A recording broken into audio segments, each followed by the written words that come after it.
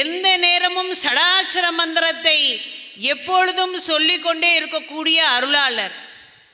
மூச்சு விடும்போதெல்லாம் முருகா முருகா என்று முருகனுடைய நாமத்தையே உச்சரித்து கொண்டிருக்கக்கூடிய பண்பாளராக நம்மிடையே வாழ்ந்த மகான் நம்மளுடைய கிருபானந்த வாரியார் சுவாமிகள். அவரிடத்துல போய் ஒருத்தர் கேட்டார், சுவாமி ரொம்ப கஷ்டம், என்ன பண்ணனே தெரியல, திக்கு தெரியாமல் வந்துட்டேன், உங்ககிட்ட தான் ஒரு வழி கேட்கணும்னு போது சொன்னாராம், எந்த தெய்வத்தை பார்த்து உனக்கு அருள் கிடைக்கவில்லை, எந்த கதவும் கிடைக்கல, எல்லாம் சாத்தியிருக்குன்னியா, போய் என் முருகனிடம் கேள், என் கந்தனிடம் கேள், அவனிடம் சரணாகதி அட, அவனிடம் சரணாகதி அடைந்த நிலையிலே அவன் உனக்கு அனுகிரகம் செய்வான்.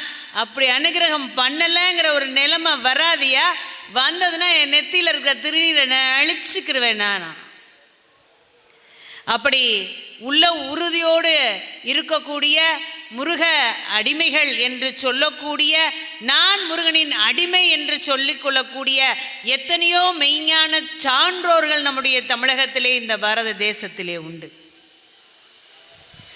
எந்த தெய்வமும் என்னை காப்பாற்றவில்லை, ஆனால் கந்த தெய்வம் காப்பாற்றுமா என்று கேட்டால், கந்த தெய்வம் காப்பாற்றுமா என்கின்ற சந்தேகமான கேள்விக்கு கூட இடம் கிடையாது என்று சொல்வதுதான் கௌமாரம் என்று சொல்லக்கூடிய இந்த அற்புதமான சன்மார்க்கம்.